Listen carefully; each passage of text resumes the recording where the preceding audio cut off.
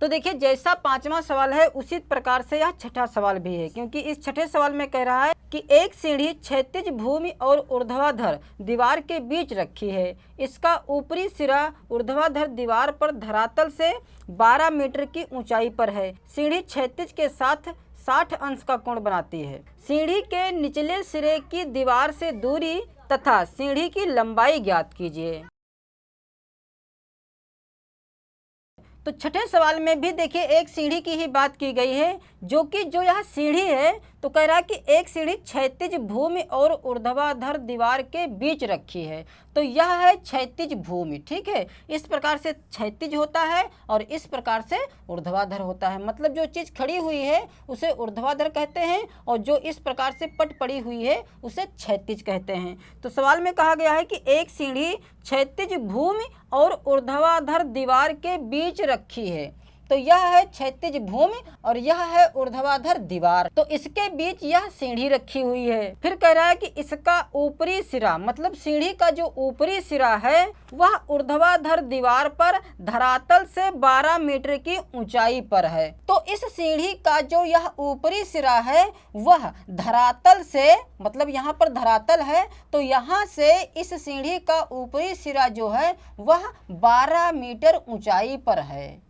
मतलब जो बीसी भुजा है वह 12 मीटर की है। और फिर कह रहा है कि सीढ़ी क्षैतिज के साथ 60 अंश का कोण बनाती है। मतलब जो यहाँ पर कोण बन रहा है वह बन रहा है 60 अंश का। फिर कह रहा है कि सीढ़ी के निचले सिरे की दीवार से दूरी, तो चूंकि सीढ़ी का निचला सिरा यह है और यह है दीवार, तो यहाँ से यहाँ तक की हमें दूरी ज्ञात करनी है। तो मान लेते हैं कि इसकी दूरी है x मीटर, क्योंकि सवाल कह रहा है कि सीढ़ी के निचले सिरे की दीवार से दूरी तथा सीढ़ी की लंबाई ज्ञात कीजिए। और हमें इस सीढ़ी की लंबाई भी ज्ञात करना है। मतलब जो यहाँ पर यह सीढ़ी का नाम दिया गया है AC, तो AC भी हमें फाइंड करना है और AB भी हमें फाइंड करना है, ठीक है। तो यह जो चित्र बना है तो इस चित्र की सहायता से हम सीढ़ी की लंबाई और इस सीढ़ी का जो निचला सिरा है वह देखेंगे कि दीवार से कितनी दूरी पर है, ठीक है। तो यहाँ पर लिख भी सकते हैं कि माना सीढ़ी के निचले सिरे की दीवार से दूरी बराबर x मीटर तथा सीढ़ी की लंबाई बराबर y मीटर भी मान सकते हैं, ठीक है। या यहाँ पर AC तो यहाँ पर लिख ही दिया गया है, तो सीढ़ी को मान लेते हैं कि AC है। तो लिखेंगे त्रिभुज ABC में, तो त्रिभुज ABC में क्या हो जाएगा, चूंकि हमें देखिए यहाँ पर x ज्ञात करना है, ठीक है। तो x तो आधार है, क्योंकि यह जो कोण है कोण के सामने वाला तो लंब हो जाएगा। तो लंब हमारे पास दिया हुआ है जो कि 12 मीटर है और हमें x ज्ञात करना है। तो लंब भी है और आधार भी है, तो लंब और आधार सिर्फ tan थीटा में आता है, ठीक है। तो यहाँ पर लिखेंगे tan थीटा बराबर, और थीटा की जगह पर यहाँ पर 60 है इसलिए इस थीटा की जगह पर 60 लिख सकते हैं। तो tan 60 अंश बराबर क्या हो जाएगा, लंब बटे आधार। तो लंब है 12 और आधार है AB और AB को मान लिया गया है x, तो बटे में x रखेंगे। तो अब हम tan 60 अंश का मान यहाँ रख सकते हैं। तो tan 60 अंश का मान होता है √3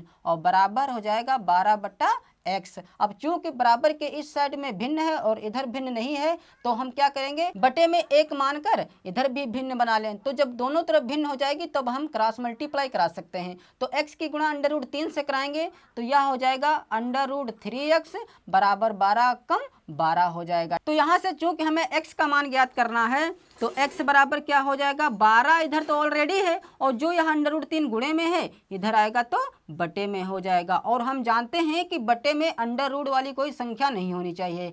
तो चूंकि यहाँ पर बटे में √3 आ गया है जिसे हमें हटाना होगा, तो हटाने के लिए √3 की गुणा हम अंश और हर दोनों में करा देंगे ताकि यहाँ से √3 हट जाए, ठीक है। तो देखिए क्या हो जाएगा, 12 √3 हो जाएगा जब 12 की गुणा √3 से कराएंगे और √3 की गुणा कराएंगे तो सिर्फ रह जाएगा 3, क्योंकि 3 तिहाई 9 हो जाएगा, वो भी अंडर रूट के अंदर। तो 9 का वर्गमूल हो जाएगा 3, ठीक है। तो यहाँ से देखिए अंडर रूट गायब हो गया। तो अब हम क्या करेंगे, 3 से 12 को काट सकते हैं। तो 3 अक्कम 3, 3 चक्कू 12, तो यह आ जाएगा 4√3। तो x का मान यह भी रख सकते हैं 4√3, या हम √3 का मान रख सकते हैं जो कि हम जान चुके हैं जिसका मान होता है 1.732। तो जब हम 4 की गुणा इसमें कराएंगे तो 4 दूनी 8, तो इन दोनों में से हम कोई भी एक आंसर रख सकते हैं। या तो हम लिख सकते हैं 4√3 मीटर, या लिख सकते हैं 5.928, या हम जानते हैं कि दशमलव के बाद 2 ही अंक रखे जाते हैं, तब हम इसको लिख सकते हैं 5.9। तो जब हम इस 8 को हटाएंगे तो चूंकि 8 5 से बड़ा है, इसलिए हम इस 2 की जगह पर 3 लिख सकते हैं। तो यह आ जाएगा 5.93 मीटर। ठीक है, तो इन दोनों आंसरों में से हम कोई भी एक आंसर रख सकते हैं। तो हमें यह तो पता चल गया कि जो यह सीढ़ी का निचला सिरा है यह दीवार से 5.93 मीटर दूरी पर है। अब हमें सीढ़ी की लंबाई पता करना है। तो सीढ़ी की लंबाई पता करने के लिए चूंकि जो सीढ़ी है यह कर्ण का काम इस वक्त कर रही है। ठीक है, तो कर्ण भी हमारे पास है, लंब भी हमारे पास है, और हमारे पास आधार भी आ गया। तो यहाँ पर यदि हम कर्ण ज्ञात करेंगे तो जो कर्ण होता है, तो कर्ण देखिए साइन में आता है और कोस में भी आता है, क्योंकि साइन थीटा बराबर होता है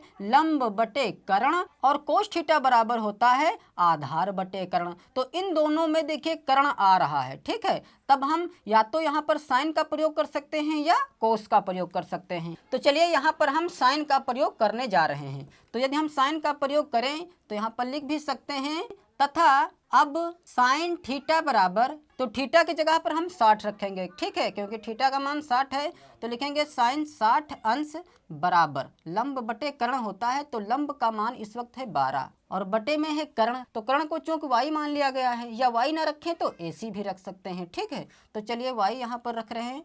तो अब इसे हल कर लें तो पहले तो हमें साइन 60 अंश का मान रखना होगा, जो कि साइन 60 अंश का मान होता है √3/2, और बराबर में यहाँ पर है 12/y। अब चूंकि इधर भी भिन्न है इधर भी भिन्न है, तो हम क्रॉस मल्टीप्लाई कराएंगे, तो √3 की गुणा y से कराएंगे तो यह हो जाएगा √3y, और बराबर यह हो जाएगा 12 दूनी 24। और चूंकि हमें y का मान ज्ञात करना है, इसलिए खाली y बराबर क्या हो जाएगा 24, और बटे में हो जाएगा √3, क्योंकि √3 इधर गुणे में है, तो बटे में कर दें √3। और हम जान चुके हैं, जैसा कि अभी यहाँ नीचे किया गया था, कि जब भी बटे में कोई संख्या अंडर रूट में होती है तो हर का परिमेय गण हम कराकर उस अंडर रूट को हटा देते हैं। ठीक है, तो यहाँ पर भी √3 आ गया है, इसलिए √3 की गुणा अंश और हर दोनों में कराकर यहाँ से अंडर रूट हट जाएगा। तो क्या हो जाएगा, तो y बराबर हो जाएगा 24 की गुणा √3 से कराएंगे तो यह हो जाएगा 24 √3, और बटे में हो जाएगा √3 की गुणा कराएंगे तो जिस प्रकार से यहाँ पर 3 बचा था तो यहाँ पर भी 3 ही बचेगा। तो 3 एकम 3, 3 अट्ठे 24, तो यह आ जाएगा 8 √3। तो y का मान आ गया 8 √3, मतलब y क्या हमारे पास है, y को माना गया था सीढ़ी, तो सीढ़ी की जो लंबाई आई है वह आई है 8 √3 मीटर, या यहाँ पर भी हम √3 का मान रखकर इस प्रकार से आंसर दशमलव में प्राप्त कर सकते हैं। ठीक है, अतः यही दोनों हो जाएंगे आंसर, एक यह आंसर हो जाएगा और दूसरा आंसर हमारा यह है, या यह रख सकते हैं। ठीक है, अब 7वें सवाल में देखिए कह रहा है कि पूर्व की ओर जाते हुए एक आदमी 2 वृक्षों को ठीक उत्तर पूर्व दिशा में देखता है। जब वह 400 मीटर आगे बढ़ जाता है तो एक वृक्ष उसकी उत्तर दिशा में हो जाता है और दूसरा उत्तर पश्चिम दिशा में। बताओ वह पहले दोनों वृक्षों से कितनी दूरी पर था। तो जैसा कि प्रश्न में कहा गया है कि पूर्व की ओर जाते हुए एक आदमी 2 वृक्षों को ठीक उत्तर पूर्व दिशा में देखता है। तो जैसा कि हम जानते हैं कि जब हम दिशाओं को प्रदर्शित करते हैं तो ऊपर की ओर होता है उत्तर और नीचे की ओर होता है दक्षिण, दाहिनी ओर होता है पूरब और बाईं ओर होता है पश्चिम। तो प्रश्न में कहा गया है कि एक आदमी पूर्व दिशा की ओर जा रहा है। तो मान लेते हैं कि वह आदमी यहाँ से चलना प्रारंभ करता है और इधर पूरब की ओर जा रहा है। और फिर सवाल कह रहा है कि एक आदमी 2 वृक्षों को ठीक उत्तर पूरब दिशा में देखता है। तो यहाँ पर एक चीज़ और जानिए कि जैसा कि हम जान ही चुके हैं कि उत्तर होता है ऊपर की ओर, दक्षिण नीचे की ओर और दाहिनी ओर पूरब और बाईं ओर पश्चिम होता है। ठीक है, तो यदि हम इनको बीचों बाच से इस प्रकार से काटें ताकि यह बराबर बराबर हो जाए 2 हिस्सों में। ठीक है, और इसको भी इस प्रकार से काट लें ताकि बराबर बराबर 2 हिस्सों में हो जाए। तो देखिए चूंकि जो यह रेखा है यह उत्तर और पूरब के बीच में है, तो इस दिशा को हम कहेंगे उत्तर पूरब दिशा। ठीक है, उत्तर पूरब, और इस दिशा को हम कहेंगे, क्योंकि यह पूरब और दक्षिण के बीच में है, इसलिए इस दिशा को हम कहेंगे पूरब और दक्षिण दिशा।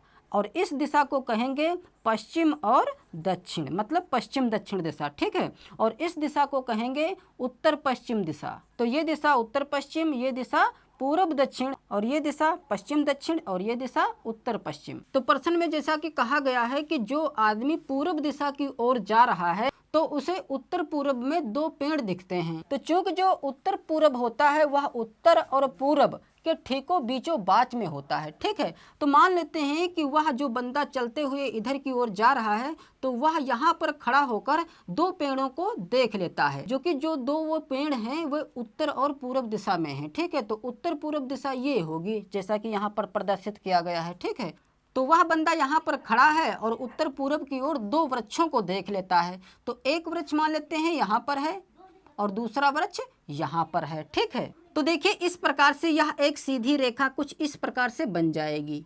और फिर प्रश्न ये कहता है कि जब वह 400 मीटर आगे बढ़ जाता है तो एक वृक्ष उत्तर दिशा में हो जाता है और दूसरा उत्तर पश्चिम दिशा में हो जाता है। बताओ वह पहले दोनों वृक्षों से कितनी दूरी पर है। मतलब जब 400 मीटर की दूरी पर यह बंदा आगे बढ़ता है इस प्रकार से, ठीक है, तो एक जो पेड़ है इसके ठीक उत्तर में आ जाता है। तो मान लेते हैं कि देखिए यह बंदा यहाँ पर रुक गया, ठीक है, और जो कि यह 400 मीटर की दूरी इसने तय की है। तो देखिए इसके सामने ही यह पेड़ आ गया जो कि इसके देखिए ठीक ऊपर की ओर है। तो ठीक ऊपर की ओर हम जानते हैं कि उत्तर होता है। तो देखिए जो यह आदमी है तो इस आदमी के बिल्कुल देखिए ठीक सामने एक पेड़ दिख रहा है, तो यह हो जाएगा उत्तर दिशा। जैसे मान लेते हैं कि यह आदमी यहाँ पर आया है कि यदि इसको कुछ इस प्रकार से प्रदर्शित किया जाए तो हम जानते हैं कि ऊपर होता है उत्तर, तो यह तो उत्तर हो जाएगा, यह दक्षिण, यह पूर्व और यह पश्चिम हो जाएगा। तो देखिए जो यह पेड़ है यह देखिए उत्तर की ओर ही है। और फिर कह रहा है कि जो दूसरा पेड़ है वह उत्तर पश्चिम में हो जाता है, ठीक है। तो देखिए यहाँ पर उत्तर पश्चिम ही है, क्योंकि यह अगर इस प्रकार से है तो इसके बीचों बाच में जो भी रेखा होगी, मतलब जो भी दिशा होगी वह उत्तर और पश्चिम दिशा हो जाएगी, ठीक है। तो यदि हम इसको इस प्रकार से ड्रॉ कर दें, कुछ इस प्रकार से यदि रेखा खींच दें तो देखिए यह रेखा उत्तर पश्चिम में हो जाएगी इसके अनुसार। तो यहाँ से यदि हम सब कुछ हटा दें तो देखिए यह कुछ इस प्रकार से चित्र बन जाएगा अगर प्रश्न के अनुसार हम चित्र बनाएं तो। चलिए यहाँ पर हम पुनः प्रदर्शित कर दे रहे हैं।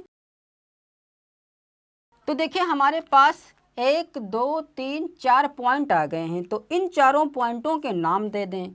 तो मान लेते हैं कि इस पॉइंट का नाम है A और इस पॉइंट का नाम है B, इस पॉइंट का नाम है C और इस पॉइंट का नाम है D। तो देखिए अब यहाँ पर 3 त्रिभुज बन रहे हैं। एक त्रिभुज यह छोटा वाला, एक यह त्रिभुज है और एक यदि पूरे को मिला लिया जाए तब भी एक त्रिभुज बन जाएगा, ठीक है। तो हमें यह पता करना है कि जब यह आदमी यहाँ पर था तब इस आदमी से इन पेड़ों के बीच की दूरी कितनी थी। मतलब पहले हमें यह पता करना है कि जो यह पेड़ है यह इस आदमी से कितनी दूरी पर था पहले, और इस आदमी से यह पेड़ कितनी दूरी पर था, ठीक है। तो ये सब कुछ पता करने के लिए सबसे पहले तो हमारे पास कोई भी एक कोण दिया होना चाहिए। तो चूंकि सवाल में तो हमारे पास कोई भी कोण तो दिया नहीं है, तो सबसे पहले तो हम इनके कोणों के बारे में जानेंगे। तो जैसा कि यहाँ पर देख लीजिए कि हम जान चुके हैं कि ऊपर उत्तर होता है और नीचे दक्षिण, पूर्व, पश्चिम। और चूंकि यह एक क्षैतिज रेखा है और यह एक ऊर्ध्वाधर रेखा है, मतलब यह बिल्कुल सीधी रेखा है, यह भी सीधी रेखा है जो कि खड़ी है,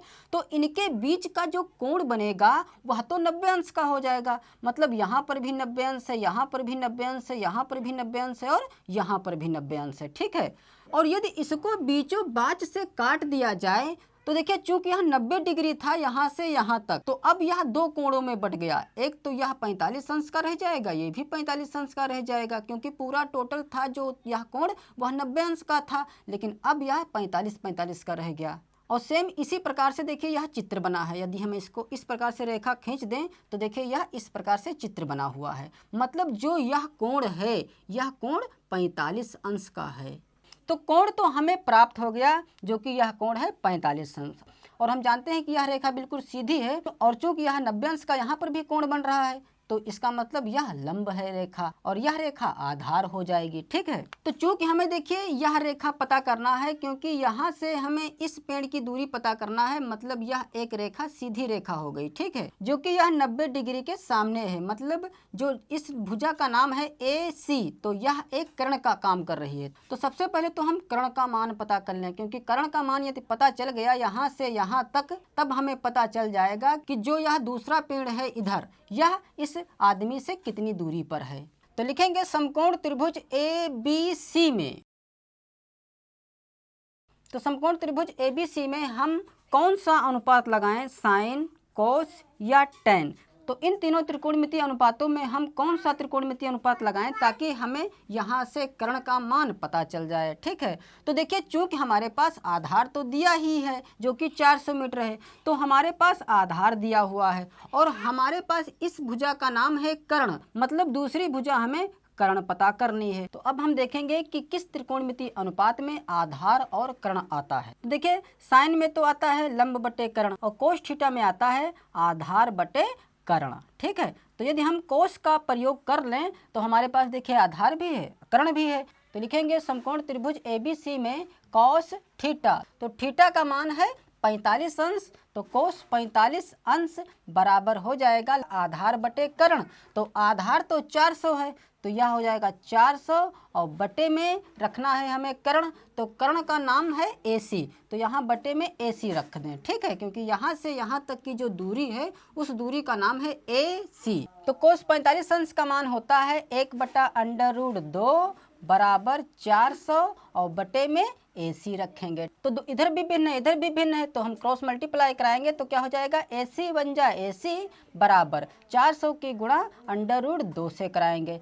मतलब जो यह आदमी है तो इस आदमी से इस पेड़ की दूरी है 400 √2 मीटर, या यदि हम √2 का मान रखें जो कि होता है 1.414, तो जब हम 400 की गुणा 1.414 से कराएंगे